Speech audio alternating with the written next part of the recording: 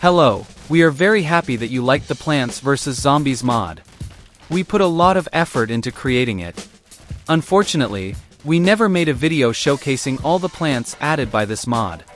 They were only briefly mentioned in various other videos. So in this longer video, I would like to talk about all the content in the Plants vs Zombies mod. Let's start with the simplest and most recognizable plants. The first plant is the sunflower. In the original game, this plant produced sun to buy other plants. Since our mod is for People Playground, a sandbox game, we had to rework this plant a bit. The sunflower improves the characteristics of plants within its radius. For example, the Peashooter's firing rate increases. The next plants are different varieties of Peashooters. There's not much to say about them, as they all differ in speed and damage. The Gatling pea shoots 4 peas at once, and then waits a few seconds to shoot 4 more peas. This Peashooter is quite powerful. The repeater is a weakened version of the previous plant. It shoots 2 peas instead of 4. Another common Peashooter is the three-peater. It shoots 3 peas at once. You could say this Peashooter is like a shotgun in the world of Peashooters. Next, I'd like to talk about Peashooters whose peas have special effects. The first is the snow pea. This plant shoots icy peas that freeze zombies on impact. It's a very strong plant and one of my favorites.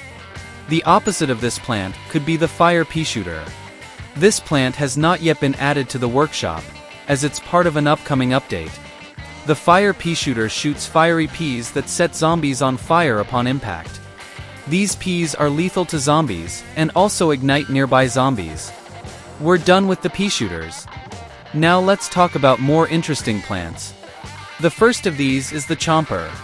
Like in the original game, this toothy flower waits for a target, and when it comes close enough, the chomper devours it. After eating, the chomper chews for a while before it can eat another zombie. The walnut is a plant that protects other plants. In this mod, zombies can eat plants. When zombies approach plants, they grab them and gradually eat them. All plants have the same health, except for the walnut and the tall nut. The latter is a strengthened version of the former. As the walnuts lose health, their texture changes, which I think looks cool. The next plant is quite silly, the squash. It waits for a target and then jumps to crush it. I must say, it's my favorite plant. An interesting detail is that its eyes genuinely follow the target, which looks unusual. What do you think about it? Let us know in the comments. Now I'll tell you about 3 explosive plants. The first is the cherry bomb. We didn't add the same functionality as in the original game. As you remember, in the original game, the cherry bomb explodes right after you plant it. In our mod, this doesn't happen. The player has to activate the plant to make it explode. The potato mine works just like in the original game. Initially, it's underground but later pops up. Like regular mines, it explodes when a zombie steps on it. The last explosive plant is the jalapeno. When activated, it creates a wave of fire that burns everything in front and behind it. This plant is also lethal to zombies. Another favorite plant of mine is the spikeweed. It attaches to the surface, and when a zombie walks over it, the zombie takes damage. So, I've told you about all the plants in this mod. Now let me tell you about the mushrooms. I'll start by saying that you can toggle this option in the context menu of the mushrooms. Turning off this option will make the mushrooms sleep at night.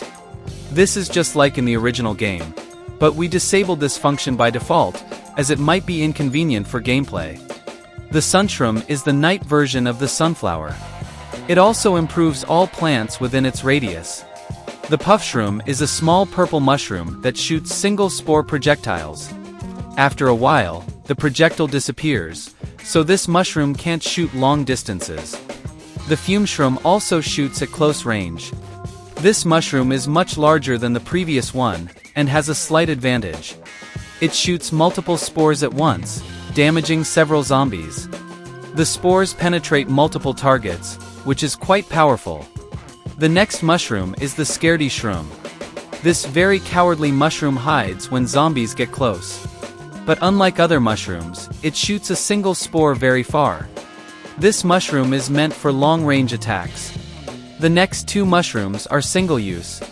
The Doom Shroom explodes upon activation, destroying all zombies in a large radius. It's a very powerful plant.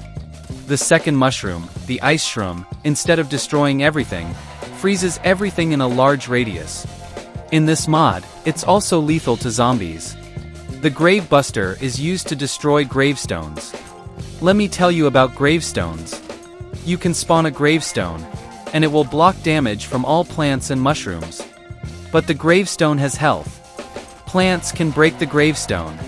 To do this, move the Grave Buster to the grave, and with a nice animation, the Grave Buster will destroy the grave. The last plant in this mod is the Hypno Shroom. Since it's impossible to make it work the same way as in the original game, we decided to change its mechanics. Now, when a zombie eats this mushroom, it falls and waits for another zombie to start eating it. The zombie then switches sides to the plants. Okay, finally, I've told you about the plants and mushrooms in this mod. But in the upcoming update, we've added several zombies because you asked for them. The most ordinary zombie has little health. That's why it's the most basic zombie. The next zombie is the Conehead Zombie and the Buckethead Zombie. We added an armor mechanic to the mod. Now damage is dealt to the armor first, and then to the zombie. This armor breaks. That's how it works. The next zombie is the very powerful Football Zombie. It has very strong armor, so it's a tough zombie, just like in the original game. We also added a random zombie, and kept zombies from People Playground in the mod category. This update with zombies and the new Fire Peashooter is already available on Patreon. The last item in this mod. It's designed to create waves of zombies. Open the context menu and select this option. A spawn point will be created where zombies will appear. You can create several. You can edit them only in pause mode. In the context menu of the zombie spawn point, you can set the chance of zombie appearance, the limit on the number of zombies that can spawn at this point.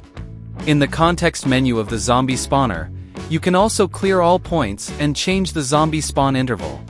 Don't forget to like and subscribe to the channel if you want to follow the development of our mods. A little spoiler: the next video will be about the Magic Mod update.